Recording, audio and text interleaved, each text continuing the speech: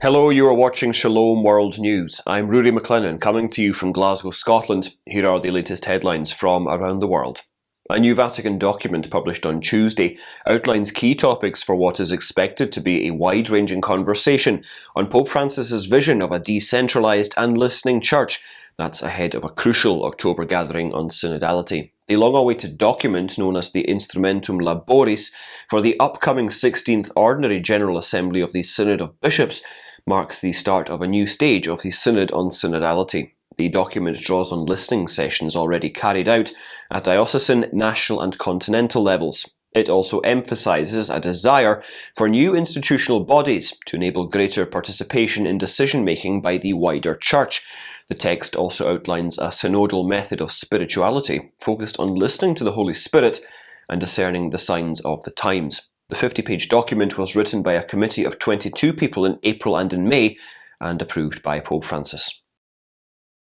On Wednesday, Pope Francis met with Cuban President Miguel Díaz-Canel Bermúdez at the Vatican and discussed a wide range of issues. Among the subjects covered was the significance of the Holy See's diplomatic ties with the country and the historic visit of Pope St. John Paul II in 1998.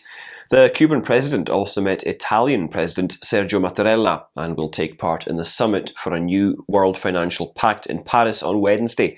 Meanwhile, Brazilian President Luiz Inácio Lula da Silva will also make a week-long journey to Europe. He will take part in the same summit, which is being hosted by French President Emmanuel Macron. The Brazilian president has said that he will invite Pope Francis to the Catholic festival of the Ciro de Nazar, which takes place annually in October in the northern city of Belém and honours Our Lady of Nazareth.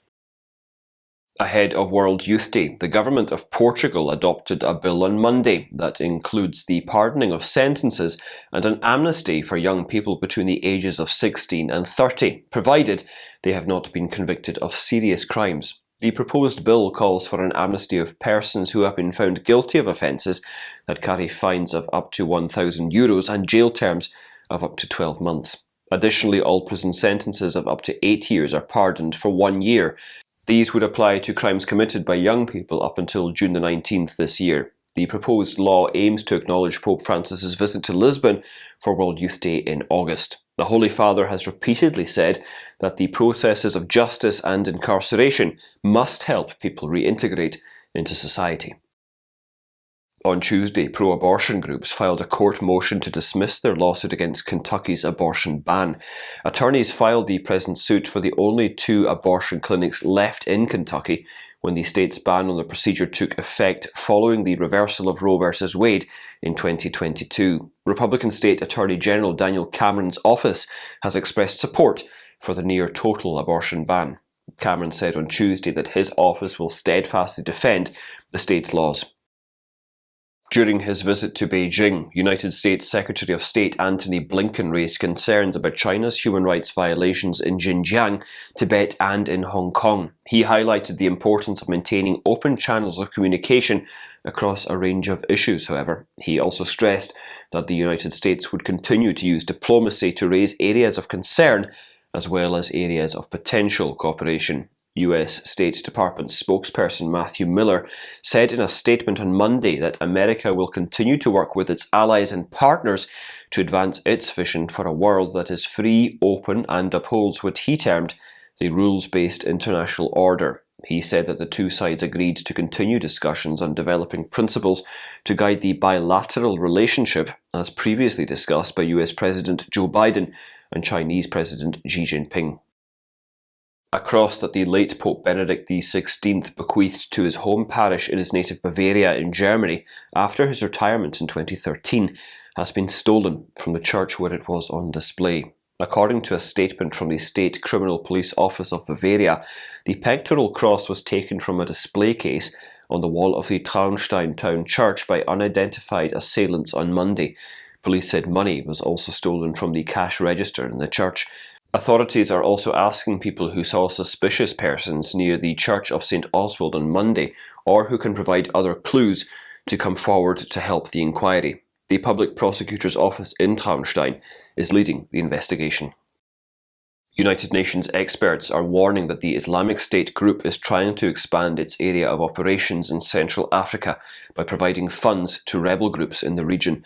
The experts say that the Allied Democratic Forces rebels, who were accused of a recent attack on a Ugandan school, received financial support from the Islamic militant group. On the 16th of June, the group attacked a school close to the Congolese border in western Uganda, killing over 40. Experts have also found foreign funding for terrorist operations in East Africa under the name of the Islamic State organization. The Allied Democratic Forces itself began as an insurgency in Uganda, but subsequently relocated to the Congo in the 1990s. In 2019, they pledged allegiance to the Islamic State. On Tuesday, a federal judge blocked the American state of Arkansas's ban on gender alteration procedures for minors. District Judge Jay Moody in Little Rock issued a permanent injunction against the law that made it illegal for doctors to treat patients under the age of 18 with gender-altering hormones, prescribe puberty blockers, or perform surgery. Judge Moody said the law would have violated First Amendment rights for medical providers. This is the first judgment to block such a ban. Arkansas became the first state in the United States to ban gender alteration measures for gender-confused youth when lawmakers passed it in 2021. However, Judge Moody blocked the law days before it was set to take effect. Meanwhile, State Attorney General Tim Griffin said that he will go ahead with an appeal. In Australia, Queensland Senator Matt Canavan has introduced a bill requiring the Australian Capital Territory government to hold an inquiry into its forced acquisition of the Catholic Calvary Public Hospital. The Australian Capital Territory Amendment Bill 2023 aims to require the administration to conduct an inquiry and provide a report by the 30th of June next year. After failing in a legal attempt, the Catholic operators of the hospital decided to comply with the acquisition. However, the federal opposition came out strongly against it. The bill has been introduced without going to any vote in the Senate, where the opposition will be relying on all crossbenchers to pass it. If successful, the bill would then be sent to the House.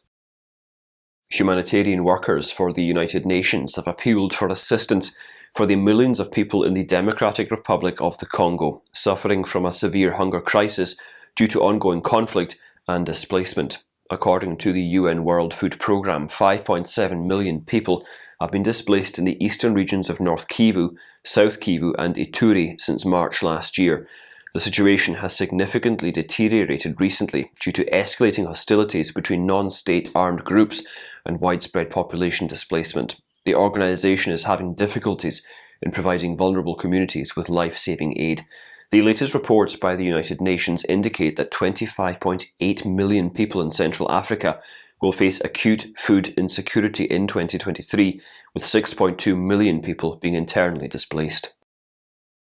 A former Panda Express cook is suing the Chinese food franchise in the US, claiming her manager in a New Jersey outlet physically assaulted her after finding out about her pregnancy. 19-year-old Romarian Logan says that her manager, Beijing Liu, made negative remarks about her pregnancy and assaulted her after she refused to have an abortion at his request. Logan alleges that Liu attacked her as she tried to leave the restaurant at the end of her shift. She filed a lawsuit in New Jersey State Court last week. In her lawsuit, the young woman also accused the Chinese restaurant chain's management and Human Resources Department of not stepping in to help her. According to Logan's lawyer, Liu violated New Jersey's law against discrimination by refusing accommodations for her pregnancy. The hit television series The Chosen, that portrays the life of Jesus Christ and his disciples, continues to grow in popularity. It is set to be the most dubbed show ever made. President and executive producer of The Chosen, Brad Palo, said the show is set to have more dubbings this year and will pass that of the Baywatch series in terms of numbers. Baywatch currently holds the record among television series with 34 dubs, while The Chosen is set to be translated into 50 languages this year. Meanwhile, The Chosen's highly anticipated fourth season began filming in March this year, with an expected release date in early 2024. And those are your latest headlines. Do join us again tomorrow for more, and do remember you can always visit swnews.org for more updates. Shalom.